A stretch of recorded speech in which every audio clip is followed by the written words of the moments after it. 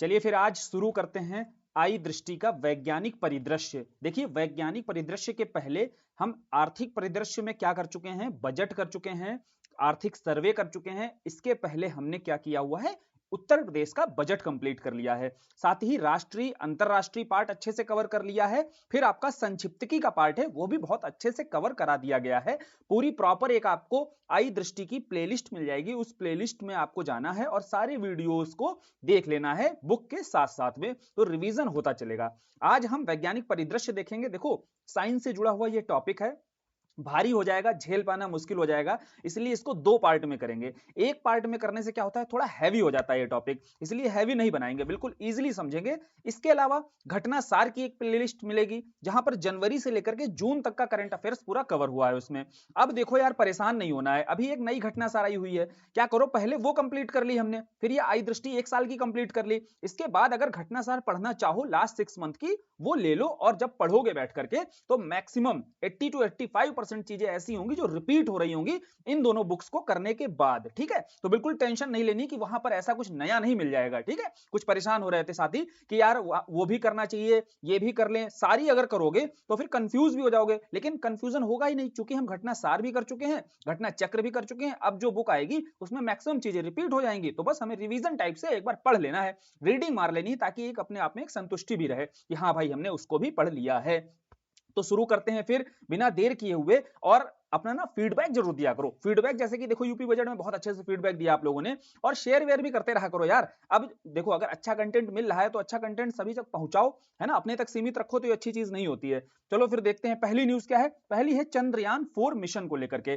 Chandrayaan 4 mission को लेकर के न्यूज यह है कि 18 सितंबर को, पहली बात यह समझ लो, 18 सितंबर को कैबिनेट बैठती है और कुछ महत्वपूर्ण आपकी साइंटिफिक जो अचीवमेंट्स आगे भविष्य में होने वाली हैं, या कुछ ऐसे वैज्ञानिक कार्यक्रम हैं जिनको अनुमति दी जाती है कैबिनेट के द्वारा, और कैबिनेट किसकी, प्रधानमंत्री जी की अध्यक्षता में बैठती है। तो यहां पर न्यूज है हमारी कि चंद्रयान 4 जो मिशन है इसको भी मंजूरी दे दी गई है।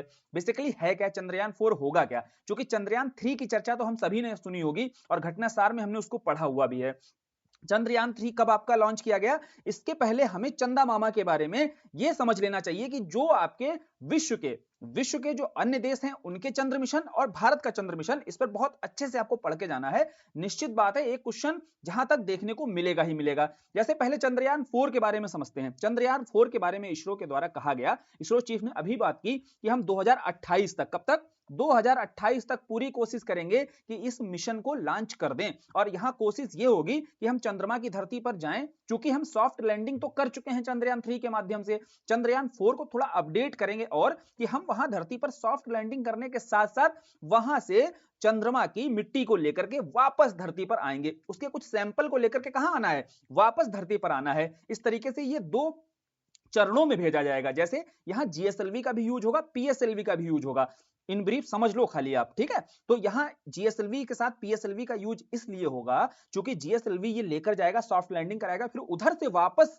कोई सैंपल जो चंद्रमा का लेकर आना है मिट्टी के रूप में, तो वो वापस लाने के लिए उधर पीएसएलवी जो रॉकेट है इसका यूज किया जाएगा। क्लियर, तो ये चंद्रयान 4 की एक प्लानिंग है। अभी प्लानिंग कब तक इसको एग्जीक्यूट करने की बात की गई है, 2028 तक। ये टारगेट ईयर याद रखना, 2028 तक बात कहा गया है कि हम 2028 तक क्या कर लेंगे, इस चंद्रयान 4 को लॉन्च कर देंगे। ठीक है, अब आते हैं चंद्र मिशन, देख लेते हैं विश्व के अन्य चंद्र मिशन कौन कौन से हैं। जैसे सबसे पहले अगर पूछा जाए चंद्रमा पर मानव को भेजने वाला कौन है भाई, है ना, कौन सा मिशन था, तो वह मिशन था हमारा अपोलो। ठीक, अब अगर आपसे पूछा जाए अपोलो भाई, तो अपोलो किस देश का था, तो ये नासा का मिशन था। ठीक, ध्यान से समझना, अपोलो मिशन किसका था, नासा का। वहीं एक बात की जाती है लूना, लूना मिशन किसका था भाई, रूस की जो स्पेस एजेंसी है इसका मिशन था लूना। फिर आगे और कौन सा देश है जिसने चंद्रमा पर सक्सेसफुली लैंडिंग की हुई है, तो वह तीसरा देश जो था वो था चाइना। ठीक है, चांगई 6। और ये सारी चीजें अगर आपको याद नहीं आ रही है ना, तो घटना सार की वीडियो जाना, प्लेलिस्ट में देख लेना,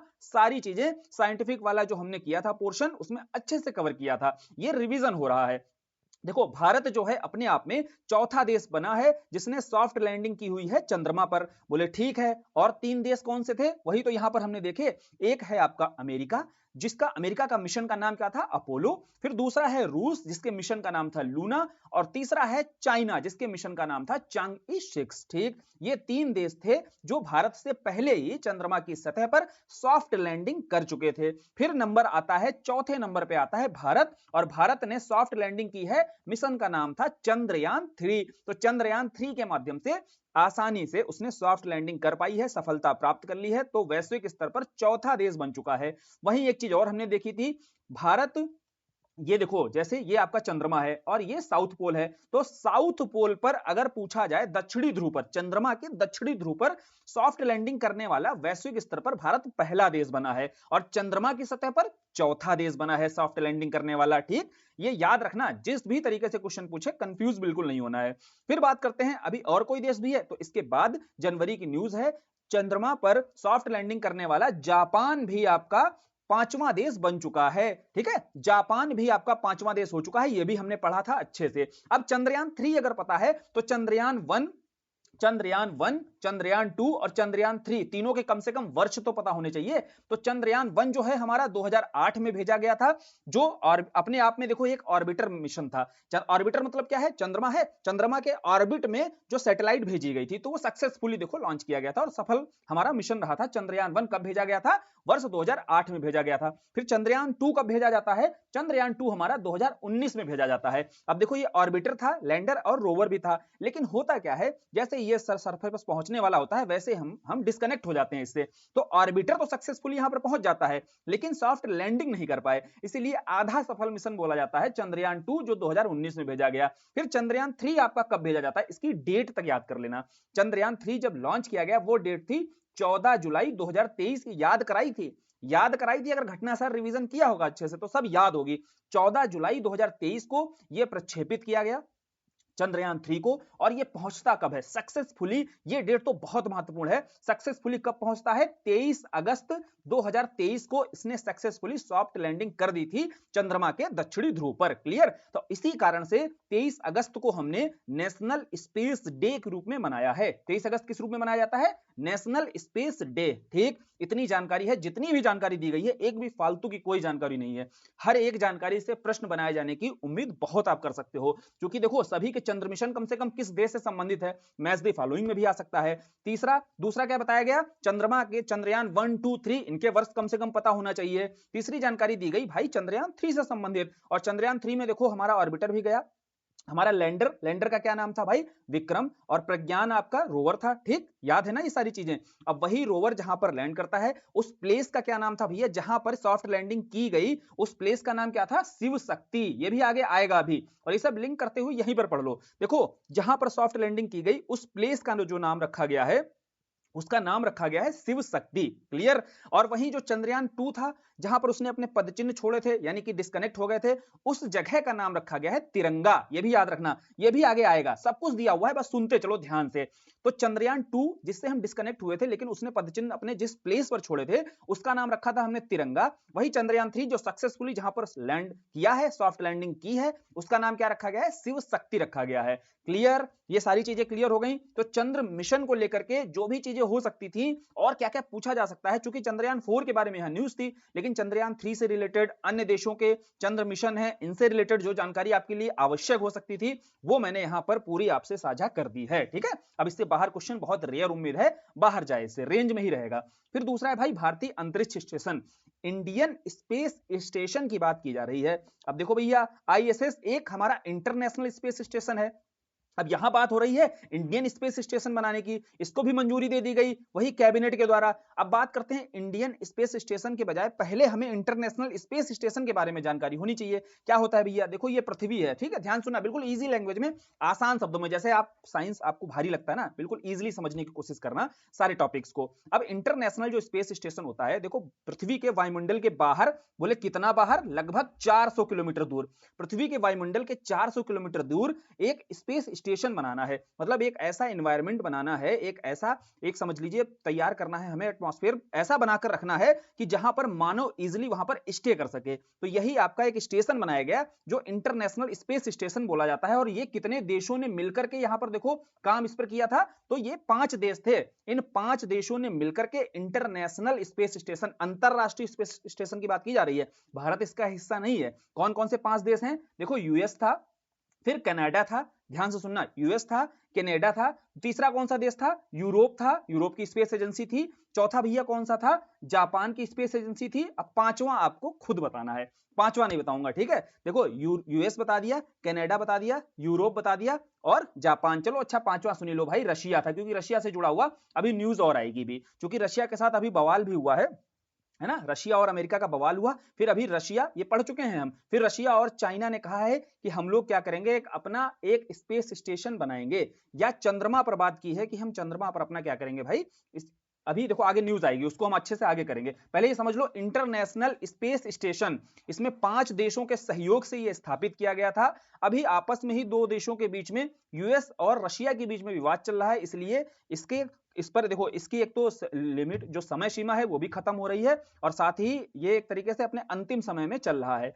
तो यहां बात आती है, भारत इस दिशा में आगे बढ़ रहा है। भारत इस दिशा में, इस संदर्भ में आगे बढ़ रहा है कि भारत भी चाहेगा कि हमारा, हर देश चाहेगा कि हमारा जो है स्पेस स्टेशन होना चाहिए, है ना। पृथ्वी के वायुमंडल से ये समझिए 400 किलोमीटर ऊपर एक ऐसा स्पेस स्टेशन हमारा होना चाहिए, ताकि हम वहां से क्या कर सकें, वहां से जो भी जानकारी है मुहैया करा सकें, वैज्ञानिक जानकारी, और हम अपने यहाँ के वैज्ञानिकों को एटलीस्ट अपने रिसर्च आदि के कार्यक्रम में मदद की जा सकती है इस तरीके से, ठीक है। तो ये भारत का देखो जो स्पेस स्टेशन है, इसको बनाए जाने की मंजूरी दी गई है। और इसका जो पहला, यहां समझना, जो शुरुआत की जाएगी 2028 तक, यहां बोला गया है कि पहला मॉड्यूल जो है इसका प्रक्षेपित कर दिया जाएगा 2028 में। वर्ष सुनना, बहुत गौर से सुनना, वर्ष 2028 में बोला जा रहा है इसका पहला मॉड्यूल प्रक्षेपित कर दिया जाएगा। लेकिन पूरी तरीके से ये ऑपरेशनल कब हो पाएगा? 2035 में। तो हमारे लिए वर्ष जो जरूरी है वो वर्ष 2035 जानना जरूरी है।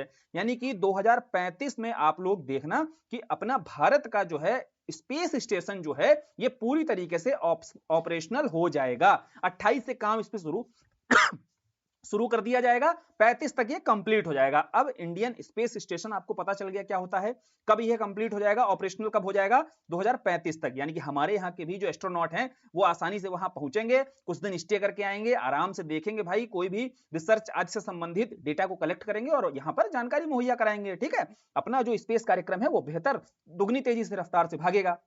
यही देखो प्रबंध है पूरा का पूरा इसरो के द्वारा जो किया जा रहा है। अब 2035 यहां वर्ष याद रखना है, क्योंकि प्रीलिम्स में ये वर्ष ही पूछा जाता है जो टारगेट ईयर है। दूसरा एक बात है, 2040 तक यहां यो योजना बनाई जा रही है कि मानव युक्त चंद्र मिशन भेजा जाए। चंद्रयान 3 तक हम भेज चुके हैं, चंद्रयान 4 को देखो 2028 तक भेजे जाने की पूरी संभावना है। और याद रखना एक चीज और, 2028 में भेज तो रहे हैं, साथ में ये है कि वहां से सैंपल लेकर के वापस आ रहे हैं। तो ये जो सैंपल लेके वापस आया जा रहा है ना, ये टेक्निक अगर सक्सेसफुली हमने देखो प्राप्त कर ली, ठीक है, तो ये टेक्निक कहां काम आएगी? चंद्रमा पर समझ लो मानव भेजा और मानव वापस सफलतापूर्वक वापस धरती पर आ गया। क्योंकि मानव जो भेजा जा रहा है उसको जीवित वापस भी लाना है, तो बोले यही तकनीक तो है जो कार्य करेगी। जैसे हम सैंपल लेने जा रहे हैं और सैंपल लेकर अगर सक्सेसफुली आ गए वापस, तो इसी तकनीक के साथ मानव को भेजा जाएगा और मानव को वापस धरती पर बुला लिया जाएगा। तो ये कब तक है? 2040 तक, याद रखना 2040 तक यहां पर प्लान किया जा रहा है इसरो के द्वारा कि मानव युक्त जो है चंद्र मिशन भेजा जाएगा। क्लियर? और अगर पूछा जाए भारत का पहला मानव युक्त जो अंतरिक्ष मिशन है उसका नाम क्या है? भारत का पहला जो मानव युक्त अंतरिक्ष मिशन है गगनयान है, ठीक, ध्यान रखना, ये भी देखो एग्जाम में पूछा जा सकता है। फिर अगली न्यूज है भाई वीनस ऑर्बिटर मिशन को लेकर के। वीनस क्या है? वीनस शुक्र ग्रह को बोला जाता है। अब वीनस ऑर्बिटर मिशन, जिसको वॉर्म बोला जाता है, ठीक है भाई, वॉर्म जो है भारत का ऑर्बिटर मिशन है जो शुक्र ग्रह पर देखो लॉन्च किया जाएगा, शुक्र ग्रह पर प्रक्षेपित किया जाएगा। और वहां से संबंधित जो भी जानकारी हो सकती है शुक्र की सतह पर अध्ययन किया जाएगा, क्योंकि शुक्र जो है पृथ्वी का सबसे निकटतम तारा है और निकटतम ग्रह है। तो इसके बारे में ही जानकारी कलेक्ट करनी बहुत जरूरी, क्योंकि बहुत कम मिशन शुक्र की सतह पर भेजे गए हैं। इस संदर्भ में भारत के द्वारा जो मिशन भेजा जा रहा है वो है अपना वार्म। और कब तक ये प्रस्तावित है? 2028 तक प्रस्तावित है, ठीक। इसमें जानकारी क्या है? इसमें देखो जानकारी वाली बात है जो शुक्र के बारे में है, सभी ग्रहों के बारे में जानकारी जो है वो ज्योग्राफी वाले पार्ट में अच्छे से हमने करी हुई है। यहाँ करंट की न्यूज ये है कि हम भारत के द्वारा कौन सा शुक्र मिशन है, तो वॉर्म है। और भारत के साथ साथ अन्य हम देख लेते हैं विश्व के जो मिशन है, जैसे चंद्रमा के हमने देखे अन्य वैश्विक मिशन, ऐसे ही अन्य देशों के देख लेते हैं जो शुक्र ग्रह से संबंधित हैं। जैसे उसमें सबसे पहले मैरिनर और मैगलन, मैरिनर और मैगलन दोनों ही यूएसए के हैं, दोनों ही अमेरिका के, बेसिकली नासा के ये शुक्र ग्रह पर भेजे जाने वाले मिशन है। ध्यान रखना, मैरिनर और मैगलन ये एक तो यूएसए से संबंधित है या फिर नासा से मैच करने के लिए आ सकता है। दूसरा कौन सा है आगे, वीनस एक्सप्रेस। देखो वीनस एक्सप्रेस किससे संबंधित है, यूरोप से। ये पहला यूरोपीय अंतरिक्ष यान है। तो यूरोपीय स्पेस एजेंसी के द्वारा जो शुक्र ग्रह पर भेजा गया जो मिशन था, शुक्र ग्रह पर भेजा गया मिशन कौन सा था, वीनस एक्सप्रेस। वीनस एक्सप्रेस याद रखना। और भारत का कौन सा है, वीनस ऑर्बिटर मिशन। ऑर्बिटर है तो सीधी सी बात है शुक्र की सरफेस पर नहीं जाएगा, कहां जाएगा, शुक्र के ऑर्बिट में जाएगा, इसीलिए यह ऑर्बिटर मिशन भेजा गया है, इसका नाम रखा गया है। दो यहां पर देखो पूछे जा सकते हैं आपसे, कौन से, दा विंची और वेरिटास, ये दोनों याद रखना। कौन से भाई, दा विंची और वेरिटास, ठीक है। दा विंची और वेरिटास किसके हैं, ये दोनों नासा के हैं, लेकिन भविष्य के शुक्र मिशन है। यानी कि 2030 तक दा विंची को भेजा जाना प्रस्तावित है और उसके आगे ही आपका वेरिटास भेजा जाना प्रस्तावित है। और दोनों ही ये शुक्र ग्रह पर, देखो शुक्र के ग्रह पर अध्ययन करने के लिए ही दो भविष्य के मिशन है, नासा के मिशन है। नाम है एक का दा विंची, दूसरे का नाम है वेरिटास। इतनी महत्वपूर्ण न्यूज है। इसके बाद आगे बढ़ते हैं। चौथा एक और मंजूरी मिली, वो थी अगली पीढ़ी के उपग्रहों को। अब अगली पीढ़ी के बोले तो NGLV, next generation launch vehicle. Launch vehicle के बारे में बेसिक जानकारी तो होगी आपके पास कि तीन तरीके के देखो महत्वपूर्ण अभी लॉन्च व्हीकल हैं अपने पास। कौन सा, एक है PSLV, दूसरा है GSLV और तीसरा है देखो SSLV। यहीं पर एक आप पढ़ते होगे LVM3, ठीक है। तो ये GSLV ही है एक तरीके से। देखो GSLV क्या था, एक एक करके सभी को समझ लो, बिल्कुल बेसिक जानकारी ले लो। देखो PSLV क्या है, पृथ्वी देखी आपने, ठीक। अब पृथ्वी कि ये पोल नॉर्थ और साउथ पोल है। अब नॉर्थ और साउथ पोल से मतलब कम दूरी पर, नॉर्थ और साउथ पोल से जैसे 200, 300, 400 मीटर की रेंज पर अगर कोई सैटेलाइट हमें भेजनी है इसके चारों ओर, तो हम किस रॉकेट का यूज करेंगे, PSLV का यूज करते हैं। पोलर सैटेलाइट लॉन्च व्हीकल ही बोला जाता है। पोल के चारों ओर देखो ये जो सैटेलाइट्स होती हैं, रॉकेट पर रख करके हम सैटेलाइट भेजते हैं और ये सैटेलाइट कहां, पोल के चारों ओर देखो ऑर्बिट में घूमती हैं, जिसके लिए PSLV, जिस रॉकेट का यूज किया जाता है उसे बोला जाता है PSLV। क्लियर हो गया। अब PSLV के द्वारा 60 लगभग अभी सफलतापूर्वक जो उड़ानें हैं वो भरी जा चुकी हैं। अत्यधिक सक्सेसफुल, अत्यधिक टिकाऊ और भरोसेमंद हमारा ये लॉन्च व्हीकल है। क्लियर है। दूसरा कौन सा है भाई, GSLV। GSLV का क्या काम है, देखो GSLV हैवी रॉकेट होता है, हैवी रॉकेट होता है। ये तकनीक हमारे पास बहुत समय तक नहीं थी, इसीलिए हम अक्सर देखो दूसरे देशों के रॉकेट का यूज करते थे या फिर अन्य देशों से मदद की गुहार लगाते थे कि भाई हमें जो है ये तकनीक दे दो। कारण क्या है, कारण समझ लो, बहुत आसान। देखो PSLV में जो रॉकेट होता है, इसमें जो ईंधन होता है वो 4 चरणों में यूज किया जाता है। Clear, solid, liquid, solid, liquid, ये 4 चरणों में ईंधन का प्रयोग होता है। लेकिन जो GSLV होता है, GSLV में सॉलिड और लिक्विड तो होता है, 3 चरणों में इसमें ईंधन जो है रॉकेट यूज करता है, एक सॉलिड, एक लिक्विड। लेकिन तीसरा जो चरण है वो महत्वपूर्ण है, क्रायोजेनिक जो चरण होता है। देखो क्रायोजेनिक जो चरण होता है ये सबसे टफ होता है, यही तकनीक नहीं थी हमारे पास, इसी तकनीक की हम बात करते थे, क्योंकि ये बहुत अधिक तापमान पर भी या बहुत अधिक समझो लिक्विड फॉर्म में भी रहता है, ठीक है। ये सॉरी, बहुत मिनिमम तापमान पर भी ये जो है लिक्विड फॉर्म में रह सकता है ईंधन। यही क्रायोजेनिक, मोटा मोटा समझ लो आपके समझने के लिए खाली। तो ये तकनीक नहीं थी और इसमें जो GSLV में जो ईंधन यूज किया जाता है, तीसरा चरण होता है क्रायोजेनिक तकनीक का। तो LVM जो है 3, यह भी एक तरीके से GSLV ही है। जो चंद्रयान 3 हम लोग देखते हैं, इसके लिए जो रॉकेट यूज किया गया था LVM3, लॉन्च व्हीकल मैक 3 का ही यूज किया गया था। GSLV ही है एक तरीके से LVM3। GSLV से अलग इसलिए है कि पहले GSLV जो बनाया गया था वो जियोसिंक्रोनस लॉन्च व्हीकल था। जियोसिंक्रोनस क्या होता है, PSLV तो हमने देख लिया कि ध्रुवीय क्षेत्रों के चारों ओर भेजने के लिए। फिर GSLV क्या है, देखो पृथ्वी से 36,000 किलोमीटर की दूरी पर, लगभग 36,000 किलोमीटर दूरी। क्यों, क्योंकि 36,000 किलोमीटर की डिस्टेंस पर जाओगे तो लगभग जो यहां पर चारों ओर, पृथ्वी के चारों ओर घूमेगी कोई भी सैटेलाइट, तो वो जो है पृथ्वी का परिभ्रमण 24 घंटे में है, और ये जो परिक्रमण है, ये जो रोटेशन है, ये भी 24 घंटे में ही पूरा होगा। तो इस कारण ही 36,000 किलोमीटर की रेंज पे जियोसिंक्रोनस जो कक्षा है, भूस्थितिक कक्षा बोली जाती है ये, तो इसी कक्षा में सैटेलाइट भेजना है, 36,000 किलोमीटर दूर भेजना है, हैवी रॉकेट चाहिए, उसी हैवी रॉकेट को ही जाना जाता है GSLV के रूप में। क्लियर, समझ में आ गया। तीसरा है SSLV। अब SSLV जो है स्मॉल सैटेलाइट लॉन्च व्हीकल है, ठीक है। जैसे PSLV और GSLV पर बर्डन बहुत ज्यादा बढ़ता था, अब कोई छोटे छोटे मान लो 1-1, 2-2 छोटे छोटे समझ लो, बहुत हल्के हल्के एकदम सैटेलाइट्स हैं, इनको अगर भेजना है तो क्यों हम पीएसएलवी और जीएसएलवी का यूज करें, है ना, पीएसएलवी का यूज क्यों करें, उस पर लोड को कम करने के लिए ही स्मॉल सैटेलाइट लॉन्च व्हीकल बनाया गया। ठीक, तो ये जो है छोटे सैटेलाइट्स को भेजने के लिए ही ये हमारा लॉन्च व्हीकल है इसरो के पास जो मौजूद है।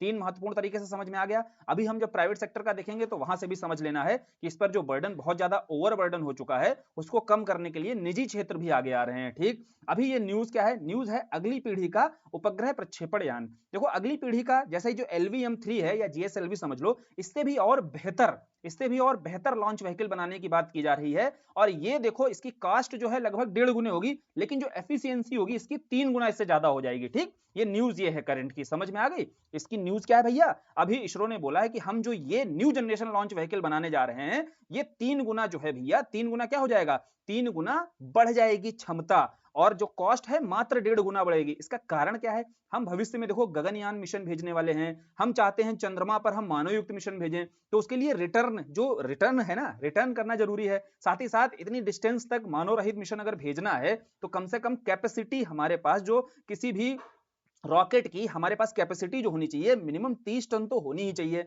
अभी के समय में जो हमारे पास सबसे ताकतवर रॉकेट है उसके पास 10 टन है कैपेसिटी, कितनी ले जाने की, 10 टन है। तो इसको बढ़ाना है तो इसके लिए जो हमारा ये न्यू जनरेशन लॉन्च व्हीकल है ये सक्सेसफुली लॉन्च होना बहुत जरूरी है। क्लियर बात समझ में आ गई। तो इसलिए यही इसरो का प्रयास है। इसरो का प्रयास जो है वो आसान शब्दों में समझाने का प्रयास किया है। आई होप कि समझ में आ गया होगा आपको। अब आते हैं पोलरिस डॉन मिशन। देखो पोलरिस डॉन मिशन क्या है, पोलरिस डॉन मिशन पहले तो ये समझो किसके द्वारा लॉन्च किया गया। ये जो लॉन्च किया जा रहा है ये स्पेस एक्स के फॉल्कन 9 और जैसे हमारा इसरो का जो रॉकेट है PSLV है, GSLV है, मोटा मोटा हमने समझा। वैसे ही अमेरिका की, ध्यान से समझना, जिसको देखो जो पहली बार पढ़ रहा है तो कंफ्यूजन हो सकता है। वैसे ही देखो अमेरिका की जो स्पेस एजेंसी है स्पेस एक्स निजी, वैसे तो नासा है, जो गवर्नमेंट है, गवर्नमेंटेड है, वो तो नासा है अमेरिका की, लेकिन जो प्राइवेट है, एलन मस्क का नाम सुना है, एलन मस्क की ही जो कंपनी है, स्पेस कंपनी है, उसे स्पेस एक्स बोला जाता है और इसका ही रॉकेट है फॉल्कन 9। क्या नाम है, फॉल्कन 9 नाम है। अब इस फॉल्कन 9 रॉकेट के द्वारा ही ड्रैगन अंतरिक्ष यान मिशन भेजा गया है। कौन सा मिशन, ध्यान से समझना, ड्रैगन अंतरिक्ष यान मिशन, यही दिया हुआ है। यहां समझो बात ये थी कि देखो लगातार जो एलन मस्क हैं ये क्या कहते थे, ये कहते थे कि हम चंद्रमा पर क्या करेंगे, मानव को भेजेंगे, या मंगल पर क्या करेंगे, मंगल पर बात करते थे कि हम मानव को भेजेंगे, मंगल पर बस्ती बसाएंगे। बोला नासा सब सुन रहा था, नासा बोला ठीक है भाई तुम बसाना चाहते हो, उसके लिए कम से कम कोई अंतरिक्ष यान तो बनाओ, और ऐसा अंतरिक्ष यान बनाओ कि जो अंतरिक्ष में जाकर के लोगों को ले जाए और वापस क्या करे, धरती पर सफलतापूर्वक वापस पृथ्वी पर क्या करे, उनको सक्सेसफुली लैंड करा सके। ऐसे कोई है तुम्हारे पास अंतरिक्ष यान? बोले ठीक है हम बनाते हैं। तो ये टारगेट दिया गया। इस टारगेट को ही एक्सेप्ट करते हुए ही जो एलन मस्क की स्पेस एक्स है इसके द्वारा बनाया गया ड्रैगन अंतरिक्ष यान, ध्यान से समझना, ड्रैगन अंतरिक्ष यान बनाया गया। दूसरी एक और कंपनी थी अमेरिका की, बोइंग, ठीक है, जानते होगे, सुना होगा। बोइंग के द्वारा क्या बनाया गया, स्टार लाइनर बनाया गया, ठीक है, स्टार लाइनर बनाया गया बोइंग के द्वारा, और स्पेस एक्स के द्वारा बनाया गया ड्रैगन अंतरिक्ष यान। ठीक, अब स्टार लाइनर के द्वारा ही देखो आगे आपने बहुत सारे मिशन देखे होंगे जो भेजे गए हैं। ठीक, अब समझते हैं यहां पर, अभी हम ड्रैगन पर आते हैं। ड्रैगन अंतरिक्ष यान को अभी क्या किया गया है, इस पोलरिस डॉन मिशन के माध्यम से जो फॉल्कन 9 रॉकेट है, फॉल्कन 9 रॉकेट किसका है, फॉल्कन 9 रॉकेट जो है स्पेस एक्स का है, और ये रॉकेट ही है जैसे PSLV GSLV वैसे फॉल्कन 9, लेकिन ये अलग कैसे है, अलग ऐसे है कि ये रीयूजेबल है। रीयूजेबल कैसे है, देखो रॉकेट कोई भी जब जाता है उसके बाद स्टेप बाय स्टेप अलग होता रहता है। तो पहला भाग जो उसका अलग होता है, जैसे अंतरिक्ष में पहुंचता है उसके बाद पहला भाग, पहला चरण हटके अलग हो जाता है, लेकिन वो अलग होने के बाद स्पेस डेब्रिस बन जाता है, स्पेस का कचरा बन जाता है। ठीक, अब लेकिन फॉल्कन 9 की क्वालिटी यही है कि उसका जो पहला भाग अलग होता है वो दोबारा से आकर के अपने लॉन्च पैड पर आकर रुक जाता है, ठीक है, लैंड कर जाता है। तो ये इसकी क्वालिटी है फॉल्कन 9 की। फॉल्कन 9 जो है रीयूजेबल है, इसलिए बोला जाता है इसको ये रीयूजेबल रॉकेट है। कौन सा, स्पेस एक्स का फॉल्कन 9, इसी रॉकेट का यूज किया गया है ड्रैगन अंतरिक्ष यान का। देखो पहले जब ये आगे क्या होता है, ये रॉकेट ऐसा समझो, ये रॉकेट है, इसके आगे सैटेलाइट रखी जाती है, लेकिन ये जो पोलरिस डॉन मिशन है इसमें आगे क्या रखा गया है, इसमें आगे ड्रैगन अंतरिक्ष यान को रखा गया, और इस ड्रैगन अंतरिक्ष यान पर कौन बैठाए गए, 4 नागरिक बैठाए गए। 4 नागरिक कौन थे, उसमें पहले थे आपके जेरेड इशॉकमैन, दूसरे स्कॉट पोटीट थे, तीसरे सारा गिलिस और चौथे थे अन्ना मेनन। ठीक है, ये 4 व्यक्ति थे जो इस फॉल्कन 9 पर बिठाए जाते हैं और इनको ले जाया जाता है कहां पर, स्पेस में, और सक्सेसफुली देखो ये स्पेस वॉक भी करते हैं, स्पेस वॉक करते हैं। इसके अलावा ये नॉन प्रोफेशनल होते हैं, कोई भी इसमें से एस्ट्रोनॉट नहीं है, एस्ट्रोनॉट नहीं है, तो ये बेसिकली अपने आप में सारे के सारे नॉन प्रोफेशनल हैं। और ये पहली ऐसी, देखो वैश्विक स्तर पर पहली ऐसी स्पेस वॉक होती है जिन्हें अंतरिक्ष में रखा जाता है, कुछ घंटों के लिए रहते हैं और ये वापस क्या करते हैं, सक्सेसफुली धरती पर आ जाते हैं। तो ये ड्रैगन जो अंतरिक्ष यान है समझ में आया, ये पोलरिस जो है डॉन मिशन है ये समझ में आ गया होगा। ये किसके द्वारा देखो जो प्रक्षेपित किया गया, फॉल्कन 9 के द्वारा प्रक्षेपित किया गया, और फॉल्कन 9 किसका रॉकेट है, स्पेस एक्स का रॉकेट है। क्लियर, सब कुछ समझ में आ गया होगा बिल्कुल आसान शब्दों में। अब देखो आईएसएस को लेकर के संयुक्त एक्सियोम स्पेस और इसरो मिशन, इनके बीच समझौता हुआ है। ये आईएसएस क्या है, इंटरनेशनल स्पेस स्टेशन। हमने पीछे पढ़ा कि भारत जो है अपना देखो स्पेस स्टेशन बनाना चाहता है, क्लियर। और साथ ही साथ क्या है, भारत जो है गगनयान के माध्यम से, यहां समझते चलना पूरा बताया है, भारत गगनयान मिशन भेज रहा है। गगनयान मिशन का सीधा मतलब है भारत से अंतरिक्ष यात्री 4 हैं भारत के एस्ट्रोनॉट जो स्पेस तक जाएंगे, स्पेस में 3 दिन तक रुकेंगे और 3 दिन रुकने के बाद में फिर से सफलतापूर्वक उनकी लैंडिंग कराई जाएगी धरती पर। ठीक है, ये है प्रोजेक्ट पूरा गगनयान जो मिशन है। अब गगनयान मिशन के लिए 4 अंतरिक्ष यात्रियों को चुना गया है, 4 को एस्ट्रोनॉट विंग दी गई है। कौन 4 हैं, प्रशांत बालाकृष्णन नायर, अजीत कृष्णन, अंगद प्रताप और शुभांशु शुक्ला। ठीक, गौर से सुनते चलना, पूरी कहानी रिलेटेबल है, एक दूसरे से जो न्यूज दी हुई है उसको समझो थोड़ा सा।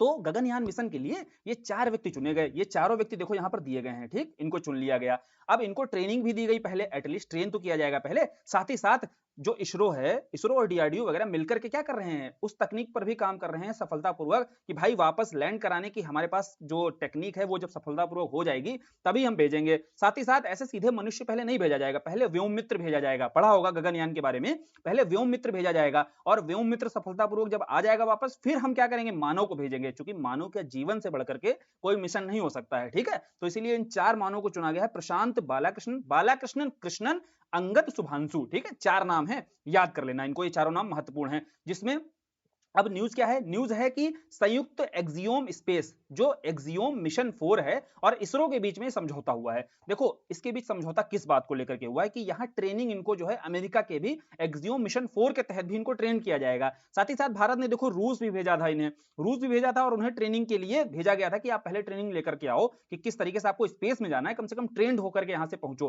कोई भी अगर आकस्मिक घटना होती है कम से कम उसके लिए आप तैयार रहो। ऐसे ही अभी न्यूज ये है कि जो संयुक्त एक्सियोम स्पेस है इसके साथ समझौता हुआ है और 2 व्यक्ति, इन 4 अंतरिक्ष यात्रियों में से 2 अंतरिक्ष यात्री जो हैं इन्हें भेजा जा रहा है। कौन, एक तो कैप्टन शुभांशु शुक्ला, दूसरे हैं कैप्टन बालाकृष्णन नायर। इन दोनों व्यक्तियों को भेजा जाएगा और जाओ बढ़िया से ट्रेनिंग लेकर के आओ, ताकि आगे जब तुम्हें अभी गगनयान में जाना है तो कोई दिक्कत नहीं होनी चाहिए। ठीक है, न्यूज क्लियर। अगली न्यूज है मिशन रूमी को लेकर के। मिशन रूमी क्या है, देखो मिशन रूमी को समझना है ना, तो स्पेस एक्स का जो फॉल्कन 9 समझा ना, वहीं से रिलेट करते हुए समझ जाओगे। कैसे, इस पूरी दुनिया में पूरे विश्व में केवल एक ही ऐसा रॉकेट है जो रीयूजेबल लॉन्च की कैपेसिटी रखता है, वो कौन सा है, फॉल्कन 9 है। ठीक है, दुनिया का सबसे ताकतवर रॉकेट बोला जाता है फॉल्कन 9, इसी कारण इसने नासा का $500 मिलियन से ज्यादा पैसा बचा लिया है। ठीक है, अब ऐसा कोई भी रॉकेट किसी भी देश के पास में नहीं है, लगातार हर देश प्रयास कर रहा है, असफल हो रहा है, चाइना प्रयास कर रहा है, रूस भी प्रयास कर रहा है, लेकिन अभी तक नहीं बना पाया है। लेकिन अमेरिका का निजी क्षेत्र है कौन सा, स्पेस एक्स, जिसके पास फॉल्कन 9 है। इस कारण से देखो प्रॉफिट तो हो ही रहा है, साथ ही साथ स्पेस डेब्रिस की जो अंतरिक्ष कचरा की जो समस्या थी वो भी कम हो रही है। तो इसी में भारत के द्वारा एक बेहतरीन शानदार प्रयास किया गया है। उस मिशन का नाम क्या है, मिशन रूमी। मिशन रूमी के बाद यह हुआ है, सफलतापूर्वक प्रक्षेपण हो चुका है और भारत ने भी रीयूजेबल जो हाइब्रिड रॉकेट है इसका सफलतापूर्वक प्रक्षेपण कर लिया है। क्लियर, तो ये क्या है, मिशन रूमी जो है एक तरीके से भारत यहां दूसरा देश बन जाएगा अगर हमारे पास रीयूजेबल रॉकेट आ जाता है। हालांकि जो हमारी क्षमता है वो क्षमता उतनी नहीं है, जो कैपेसिटी है, जो पेलोड ले जाने की क्षमता अभी फॉल्कन 9 की है वो नहीं है, लेकिन एटलीस्ट शुरुआत हो चुकी है। तो वो समझ में आया कि मिशन रूमी किससे संबंधित है, भाई रीयूजेबल हाइब्रिड रॉकेट है ये अपने आप में। और ये कहां से लॉन्च किया गया, तो तमिलनाडु के थिरुविदंथाई से ये लॉन्च किया गया है। कहां से, तमिलनाडु से। ध्यान रखना, कंफ्यूज करा देगा आंध्र प्रदेश, क्योंकि श्रीहरिकोटा जो है हमारा, ये लॉन्च पैड कहां पर है भैया, आंध्र प्रदेश में है। आंध्र प्रदेश के नीचे स्थित है तमिलनाडु, और तमिलनाडु से ही यह हमारा जो मिशन रूमी है ये लॉन्च किया गया है। गलती यहीं पर कराएगा, क्लियर, समझ में आ गया। आगे बढ़े अगली न्यूज पर। अगली न्यूज है SSLV D3 EOS मिशन, यानी कि अर्थ ऑब्जर्वेशन जो मिशन, जो सैटेलाइट है, अब अर्थ ऑब्जर्वेटरी जो सैटेलाइट है 08, और ये मिशन कौन सा है, SSLV D3 का देखो यूज किया गया है, EOS मिशन है हमारा। यहां समझ लो इस न्यूज के बारे में थोड़ा सा समझने वाली बात यह है कि जो SSLV है इसका देखो विकास कौन सा, इसका चरण कौन सा था, तीसरा चरण था जो कंप्लीट हो चुका है। इसके पहले 2 चरण और थे। पहला चरण कौन कब था, 2022 में, और दूसरा चरण कब था भैया, 2023 में। तीसरा अभी 16 अगस्त 2024 को तीसरी सफलतापूर्वक जो विकासात्मक जो उड़ान है ये सफल हो चुकी है SSLV की। ठीक है, ध्यान से समझना ये क्यों है, ये इसलिए है कि अब SSLV के माध्यम से कोई भी जो रॉकेट है, सॉरी कोई भी सैटेलाइट है, अब उसे सफलतापूर्वक लॉन्च किया जा सकता है।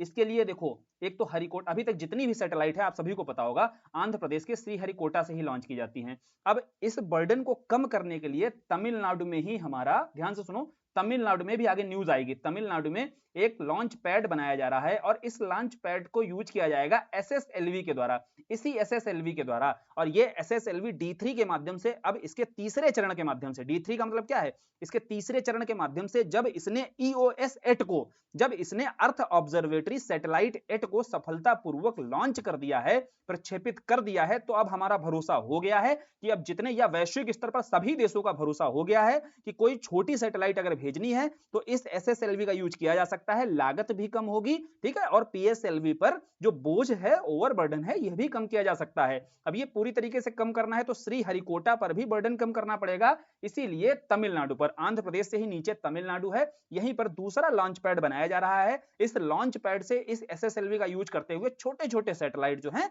ये प्रक्षेपित किए जाएंगे। न्यूज क्लियर हो गई। और ये अब देखो वैश्विक स्तर पर ये मैसेज देना था तो इसके लिए पहले विकासात्मक कार्यक्रम चल रहे थे, अब विकासात्मक जो उड़ान है उसको सफलता मिल चुकी है। ये तीसरा जो स्टेप था, ये तीसरा स्टेप मैसेज देता है पूरे विश्व को कि आ जाओ भाई, देखो हमने सफलतापूर्वक EOS जो 8 है इसको भी प्रक्षेपित कर दिया है। ठीक, ये न्यूज इसलिए थी काम की। आगे बढ़ते हैं। EOS देखो समझ में आ गया, अर्थ ऑब्जर्वेटरी सैटेलाइट है, और SSLV भी समझा दिया।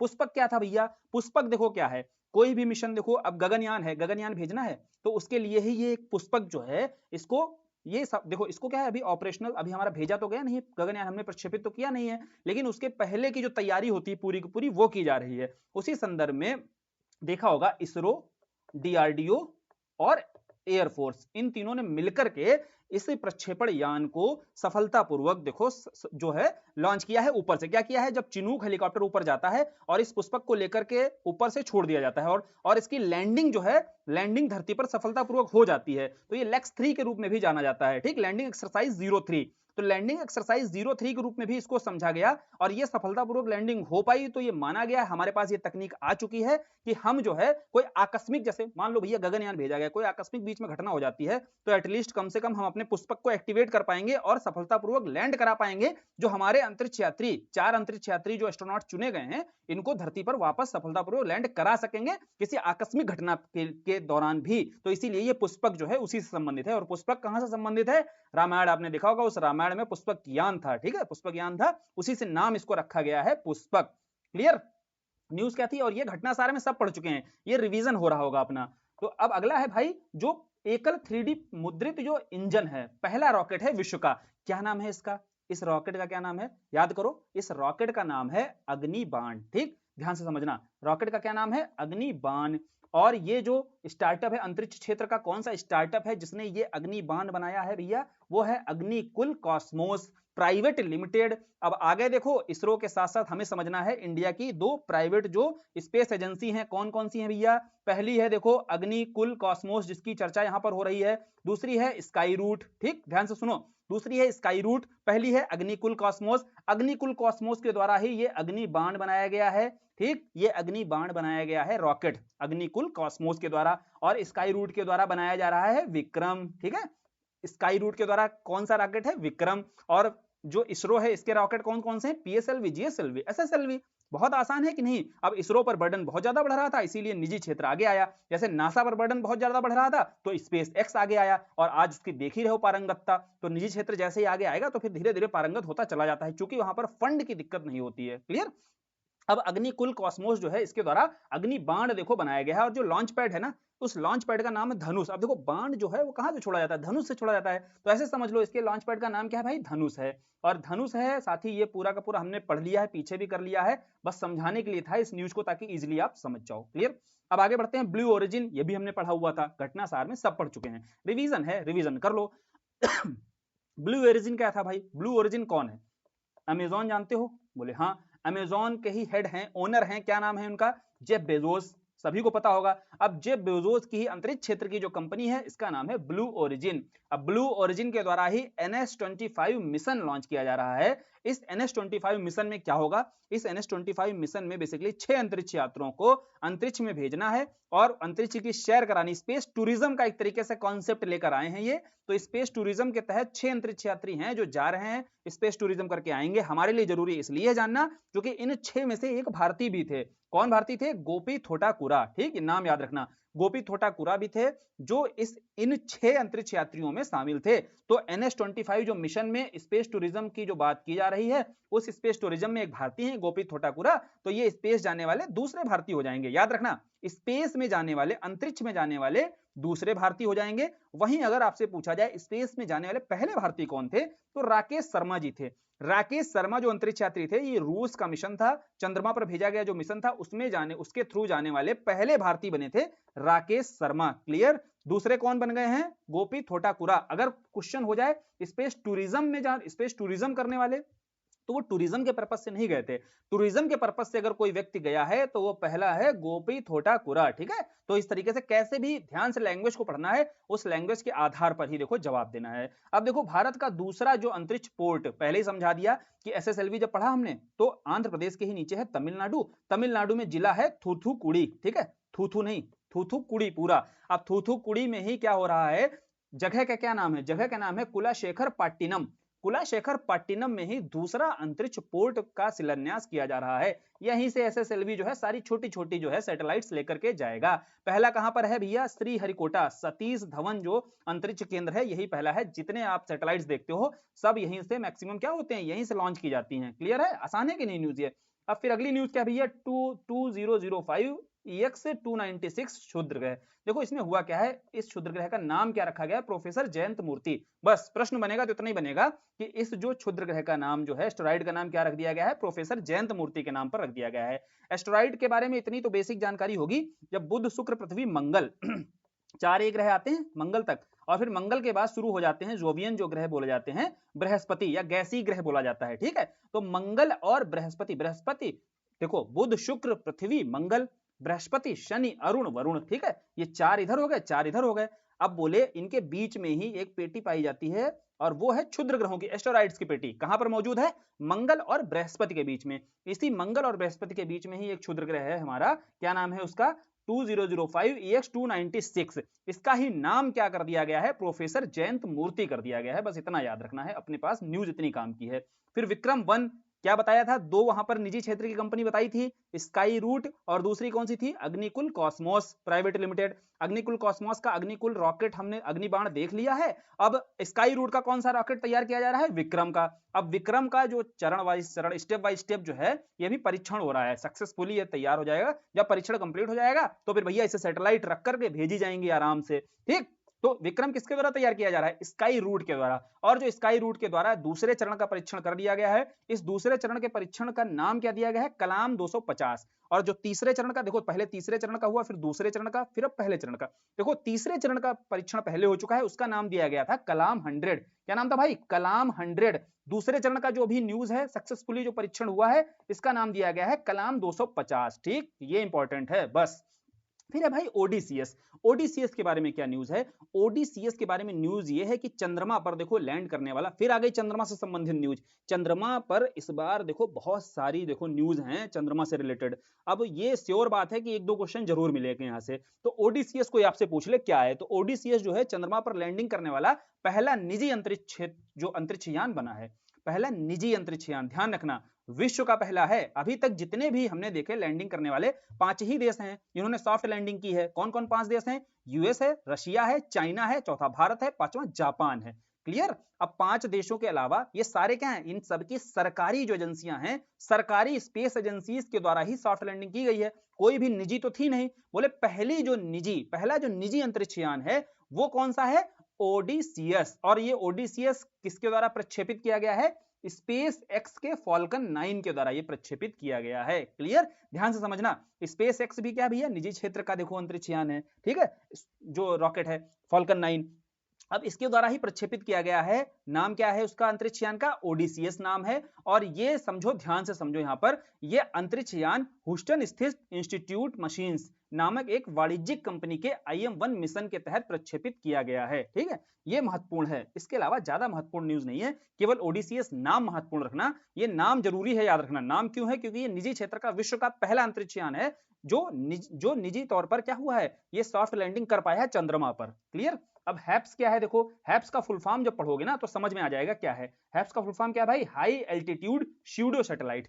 हाई एल्टीट्यूड स्यूडो सैटेलाइट क्या है, देखो हाई एल्टीट्यूड पर स्यूडो क्या होता है, छद्म, मतलब छद्म रूप से एक सैटेलाइट भेजना। और ये भेजना, ये एक ड्रोन भी तो हो सकता है, नहीं, ड्रोन से थोड़ा सा ज्यादा और सैटेलाइट से थोड़ा सा कम, ऐसा समझो, उसके बीच की ये बीच का ये हैप्स है आपका। और हैप्स क्या काम करेगा, यहां ध्यान से देखो, हैप्स का प्रयोग किया जाएगा मॉनिटरिंग करने के लिए या डिजास्टर मैनेजमेंट के लिए। ये निगरानी रख सकता है, मॉनिटरिंग उस क्षेत्र पे रख सकता है। क्योंकि देखो पीएसएलवी से सैटेलाइट जो भेजा जाता है या जीएसएलवी से भेजा जाता है, जीएसएलवी में लागत बहुत है और पीएसएलवी से लोकेशन जो होती है वो एक जगह पर नहीं ठहरती है। ठीक, अभी हमने देखा ध्रुवीय क्षेत्र में।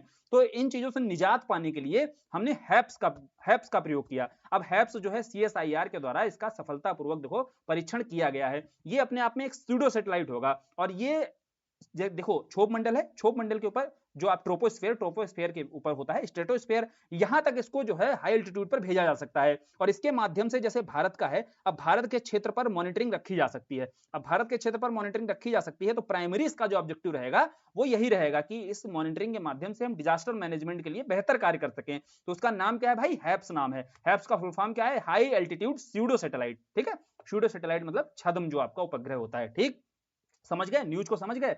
अब अगली न्यूज क्या है भाई, GSLV F-14 इनसैट 3DS।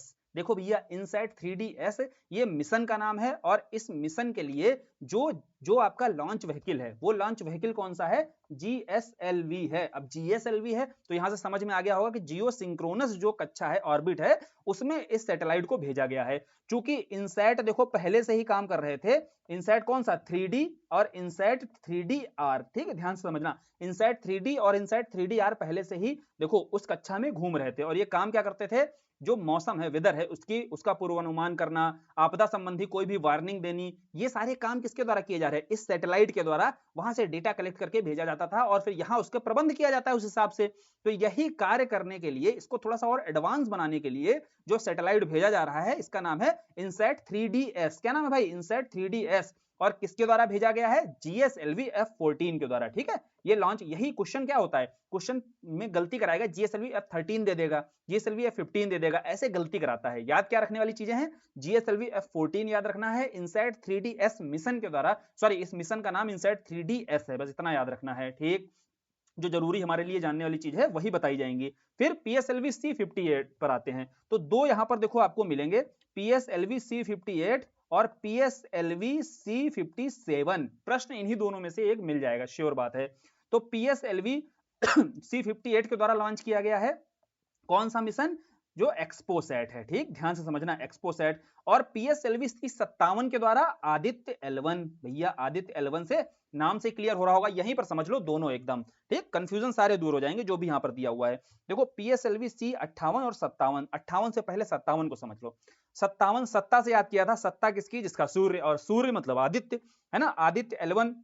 अब आदित्य L1 क्या है भैया, है ना, आगे मिलेगा ये। L1 देखो लैग्रेनियन पॉइंट होता है, पृथ्वी है ये सूर्य है, मान लीजिए पृथ्वी और सूर्य के बीच में कुछ ऐसे पॉइंट हैं, 5 पॉइंट हैं ऐसे, L1 L2 L3 L4 L5, 5 ऐसे पॉइंट होते हैं जहां दोनों का जो गुरुत्वाकर्षण बल है वो लगभग बराबर होता है। तो बहुत ज्यादा फ्यूल नहीं लगता है, आराम से बढ़िया, एक इधर से खींच रहा है तुमको, एक इधर से खींच रहा है, और बैलेंस इतना बढ़िया बना हुआ है कि वहीं मेंटेन रहोगे एकदम। तो ये लैग्रेनियन पॉइंट होते हैं। इन्हीं लैग्रेनियन पॉइंट में L1 जो है, L1 पर ही ये आदित्य L1 जो है सैटेलाइट ये भेजी जाएगी। ये करेगी क्या, सूर्य का जो कोरोना है, सूर्य का बाह्य भाग जो कोरोना होता है, इसका अध्ययन करेगी। ठीक है, इसका इसका अध्ययन करने के लिए ये सैटेलाइट भेजी जाएगी। इस मिशन का नाम है आदित्य L1 मिशन और जो लॉन्च व्हीकल है PSLV C57 है। याद रखना PSLV C57, इतना अगर जानते हो इस मिशन के बारे में याद रखना, बिल्कुल इससे बाहर क्वेश्चन नहीं, बहुत आसान क्वेश्चन पूछे जाते हैं, उठाकर देख लो प्रीवियस ईयर को। फिर देखो एक्सपो साइड पर आते हैं। एक्सपो से एक्स से समझ में आ रहा होगा एक्सरे पोलराइजेशन। एक्सपो का मतलब क्या है? X ray polarisation. एक्सरे के ध्रुवीकरण से संबंधित देखो जितनी भी जानकारी कलेक्ट की जा सकती है वो इस मिशन के माध्यम से कलेक्ट की जाएंगी। नाम क्या है भाई? PSLV, सॉरी इसका एक्सपोसैट नाम है ये जो सैटेलाइट है, और ये किस लॉन्च व्हीकल के द्वारा भेजी जा रही है? PSLV C58 के द्वारा। ध्यान समझना, 60वीं उड़ान है ये, लेकिन C58 के द्वारा। PSLV कौन सा है? C58 है। ठीक, ये ध्यान रखना। इसमें दो पेलोड हैं आपके, कौन से? एक पोलिक्स है और एक्सपेक्ट है। याद रखो दो पेलोड भी भेजे आ रहे हैं। कौन से पेलोड हैं? एक है एक्सपोसैट, सॉरी एक है पोलिक्स, दूसरा है एक्सपेक्ट। और पोलिक्स जो है ये रमन अनुसंधान संस्थान के द्वारा ये विकसित किया गया है, और एक्सपेक्ट जो है हमारा UR राव उपग्रह केंद्र के द्वारा विकसित किया गया है। ये बस पढ़ लेना एक बार। जो जानने वाली चीजें हैं वो यही हैं कि एक्सपोसैट जो मिशन है ये किसके द्वारा प्रक्षेपित किया गया है? लॉन्च व्हीकल कौन सा है? PSLV C58। गलती बिल्कुल नहीं करनी। 57 सत्ता आदित्य L1, सत्ता से सूर्य की, सत्ता सूर्य की होगी, सत्ता से 57 को याद रखना है। ठीक, अब 58 से क्या याद रखना है? 58 से याद रखना है एक्सपोसैट। क्लियर? दो में कंफ्यूजन होगा और दोनों कंफ्यूजन अब दूर हो जाएंगे।